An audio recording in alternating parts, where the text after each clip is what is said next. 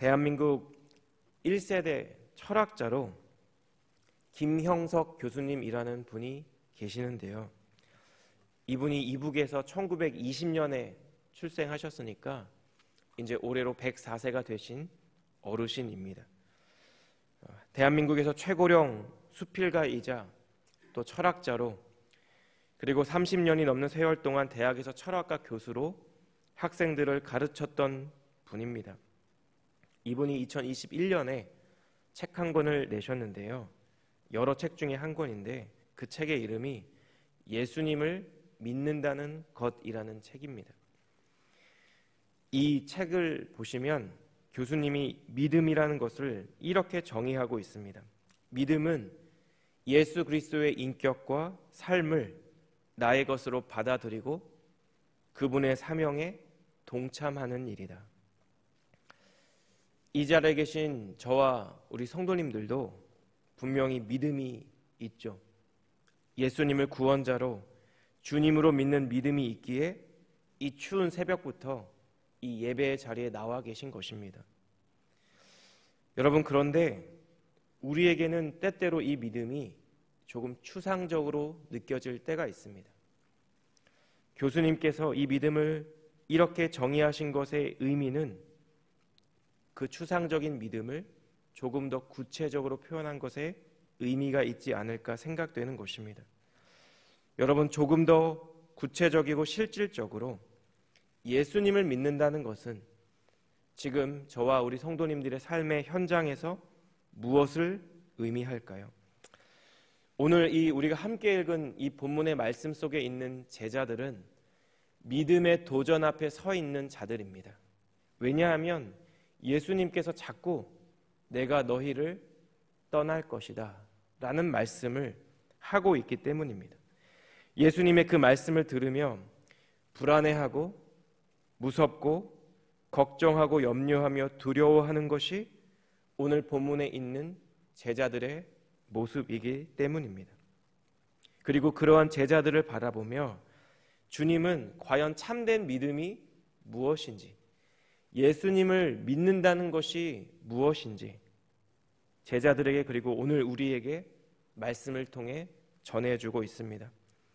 여러분, 이 아침 본문의 말씀을 통해 예수님을 믿는다는 것이 무엇인지, 그리고 그러한 믿음 안에서 우리는 어떠한 삶을 살아갈 수 있고 하나님이 주시는 어떠한 은혜와 축복을 누릴 수 있는지를 함께 나누고자 합니다. 말씀을 기억하며 오늘 하루를 살아가는 우리 사랑하는 성도님들의 삶의 모든 자리 가운데 예수님을 믿는 은혜와 축복을 누리는 그런 복된 하루 되시기를 우리 주님 이름으로 축복합니다. 첫 번째로, 예수님을 믿는다는 것은 근심하지 않는 것을 의미합니다. 예수님은 자신의 말씀을 듣고 있는 제자들이 어떤 마음인지를 잘 알고 있었습니다. 어떤 마음일까요? 앞서 말씀드린 대로 근심하고 염려하는 마음입니다. 걱정하고 불안해하는 마음이죠. 두려워하는 마음도 있었을 것 같습니다. 그래서 오늘 본문 1절에서 주님은 너희는 마음에 근심하지 말라. 하나님을 믿으니 또 나를 믿으라. 이렇게 말씀하고 있는 것이죠. 제자들의 속마음을 다 알고 계신 것처럼 근심하지 말고 나를 믿으렴 제자들을 위로하고 격려하고 있지만 예수님은 다시 한번 자신이 떠날 것을 말씀합니다. 오늘 본문 2절과 3절이 이렇습니다. 내 아버지 집에 거할 곳이 많도다. 그렇지 않으면 너희에게 일렀으리라. 내가 너희를 위하여 거처를 예비하러 가노니 가서 너희를 위하여 거처를 예비하면 내가 다시 와서 너희를 내게로 영접하여 나 있는 곳에 너희도 있게 하리라. 예수님께서 제자를 떠나시는 분명한 이유를 제시하죠. 너희를 위하여, 제자들을 위해서라는 것입니다. 이 세상에 있는 썩어 없어져 버릴 그런 처소가 아니라 영원히 우리 주님과 함께 거할 처소를 친히 예비하시기 위해 가시는 길이 바로 제자를 떠나는 것이고 십자가의 길이라는 것입니다. 그리고 때가 되었을 때 자신의 제자들을 영접하기 위해, 그 땅의 처소로 인도하기 위해 이곳에 다시 돌아올 것을 주님은 분명히 약속하고 있습니다. 여러분, 그렇다면 제자들이 끊임없이 불안해하고 근심하고 두려워했던 근본적인 이유는 무엇일까요? 예수님이 아닌 다른 것을 바라보았기 때문입니다. 예수님이 아니라 예수님이 계시지 않는 상황을 바라보았기 때문입니다. 눈앞에 주님이 보이지 않는 그 상황을 의식하고 주목했기 때문이라는 것입니다. 여러분, 제자들에게 예수님께서 나를 믿으라 이렇게 말씀하실 때 이 믿으라는 동사는 현재 명령형으로 사용이 되었습니다. 어느 한순간 믿는 것이 아니라 우리가 과거에 가졌던 어떤 대단했던 믿음을 생각해내고 기억해내라는 것이 아니라 지속적으로 계속해서 지금 바로 주님을 바라보고 주님을 믿으라는 것입니다. 복음서에는 베드로와 관련된 여러 에피소드들이 많이 있습니다. 그 중에 재미있는 것이, 유명한 것이 무리를 걸은 이야기죠. 이 이야기를 보면 독자들은 보통 베드로가 결국 바닷물 속에 빠진 것을 주목하게 됩니다. 그런데 여러분, 본문을 읽어보면 베드로는 분명히 몇 발자국이라도 바다 위를 걸었던 사람입니다. 우리 마태복음 14장 28절에서 30절 말씀이 이렇습니다. 베드로가 대답하여 이르되 주여, 만일 주님이시거든 나를 명하사 물 위로 오라 하소서 하니, 오라 하시니 베드로가 배에서 내려 물 위로 걸어서 예수께로 가되 바람을 보고 무서워 빠져가는지라 소리질러 이르되 주여 나를 구원하소서 하니. 여러분, 풍랑이 이는 호수 한가운데 갑자기 예수님께서 물 위를 걸어 제자들에게 오셨습니다. 여러분, 제자들은 처음에 기절할 만큼 소스라치게 놀랬을 것입니다. 그때 예수님께서 말씀하시죠. 안심하라, 나니 두려워하지 말라. 여러분, 그런데 이런 상황 가운데 베드로가 예수님께 당돌이 요청합니다. 만일 주님이시면 나에게 명령하셔서 물 위로 오라 하소서. 예수님께서 나에게 오라고 말씀하시자 베드로는 물 위를 걸어서 예수님께 나갔습니다. 여러분, 베드로는 하나님의 아들도 아니고 메시아도 그리스도도 아닌데 요술가도 아닌데 걸어서 물 위를 걸은 그런 기적을 체험한 사람입니다. 여러분, 그렇다면 이 비결이 무엇일까요? 나에게 오라 이렇게 말씀하신 예수님의 말씀만을 의지했기 때문입니다. 그 말씀을 하신 예수님만 바라보고 걸었기 때문입니다. 여러분, 갈릴리 호수는 여전히 어두웠고 여전히 바람이 불었고 여전히 파도도 높았지만 주님만을 바라볼 때, 주님이 하신 말씀만을 의지할 때 바다 위도 걸을 수 있는 것, 이것이 바로 참된 믿음이라는 것입니다. 여러분, 그렇다면 베드로는 왜 바다에 빠졌을까요? 30절을 보시면 바람을 보고 무서워 빠져가는지라 이렇게 말씀합니다.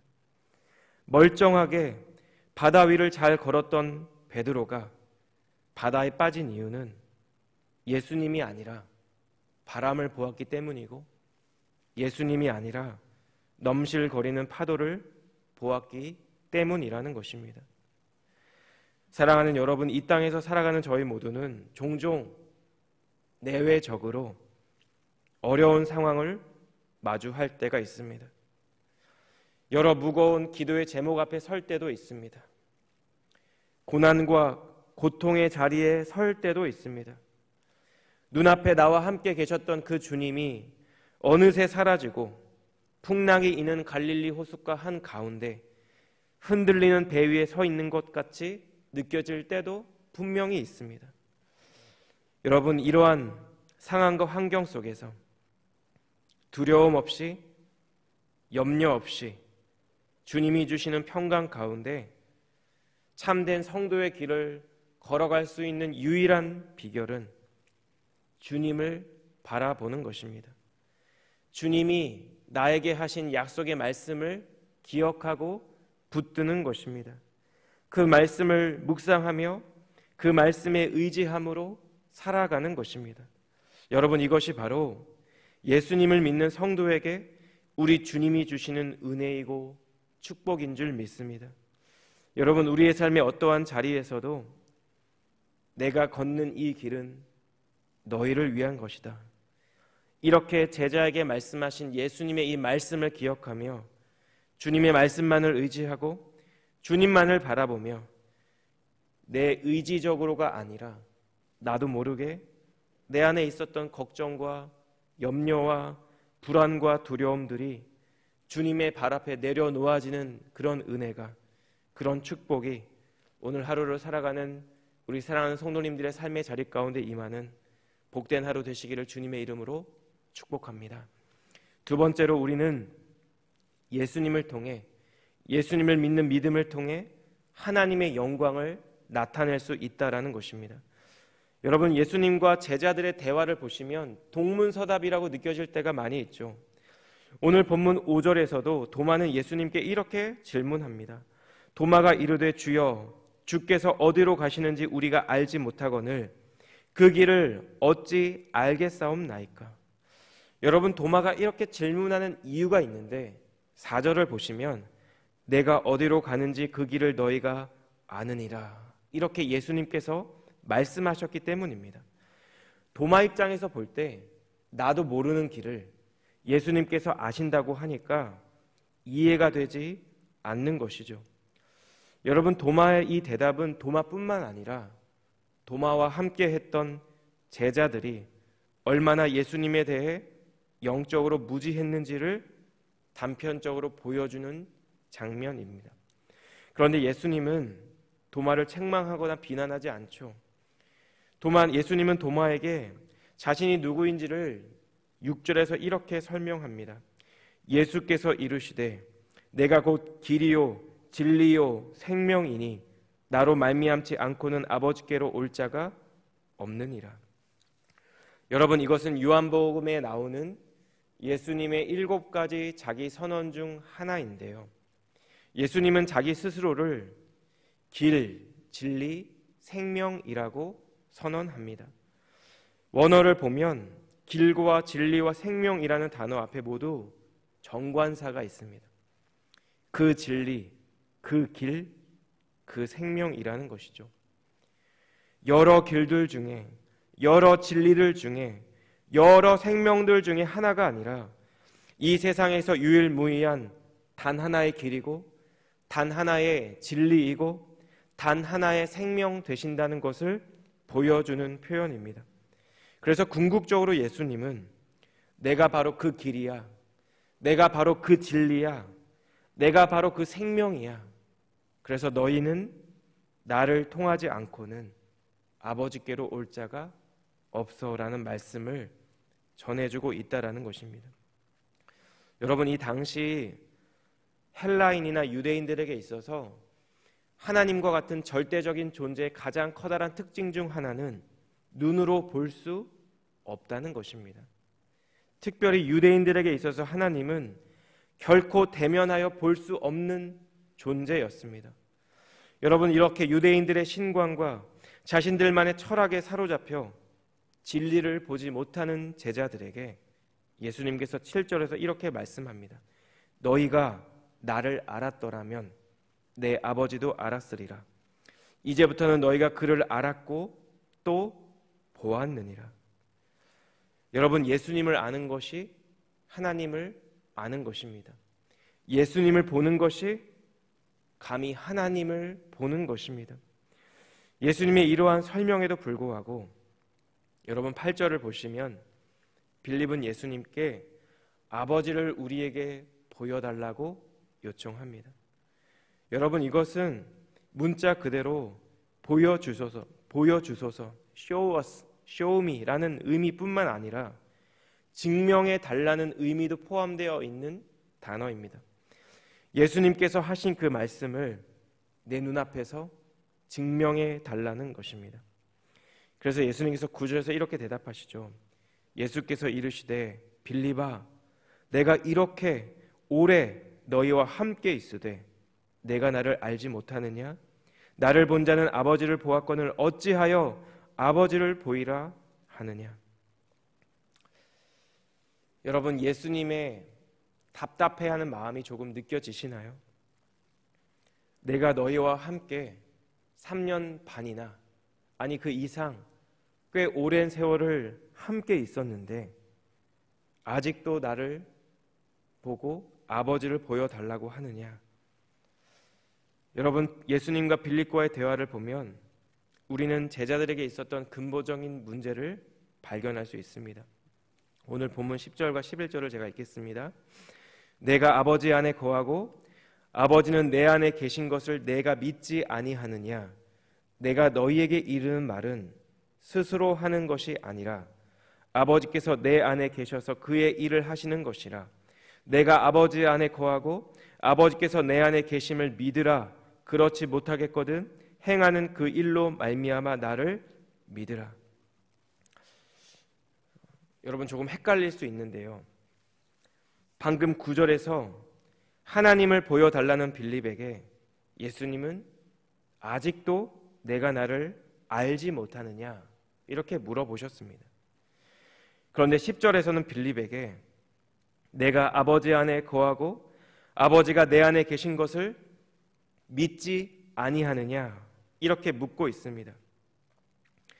여러분, 요한복음 17장 3절을 보시면 이런 말씀이 있습니다.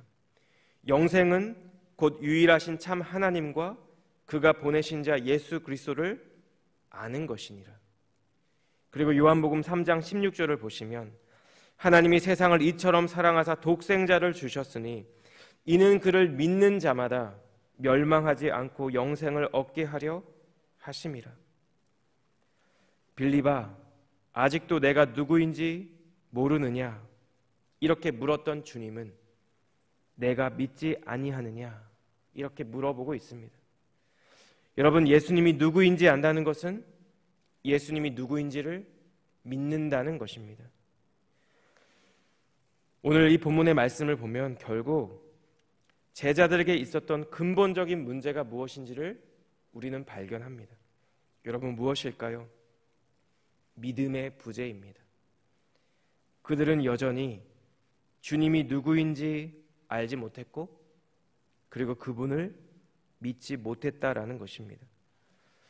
여러분, 그렇다면 예수님이 누구인지 안다는 것 그리고 예수님이 누구인지를 믿는다는 것이 구체적으로 어떤 의미일까요? 오늘 본문 13절과 14절 마지막 두 구절인데요, 함께 읽겠습니다. 시작. 너희가 내 이름으로 무엇을 구하든지 내가 행하리니 이는 아버지로 하여금 아들로 말미암아 영광을 받으시게 하려 함이라. 내 이름으로 무엇이든지 내게 구하면 내가 행하리라. 여러분, 예수님은 제자들에게 약속을 하나 하고 있습니다. 예수님의 이름으로 무엇이든지 예수님께 구하면 주님께서 친히 행하신다라는 약속입니다. 여러분, 예수님께서 제자들이 예수님의 이름으로 무엇이든지 구할 때 이렇게 응답해 주시는 이유가 있습니다. 무엇일까요? 아버지로 하여금 아들로 말미암아 영광을 받으시게 하는 것, 이것이 바로 그 이유입니다.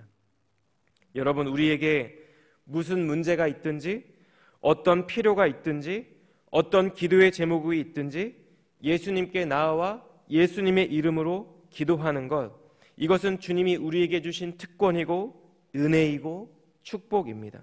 그런데 우리가 기억해야 하는 것이 있습니다.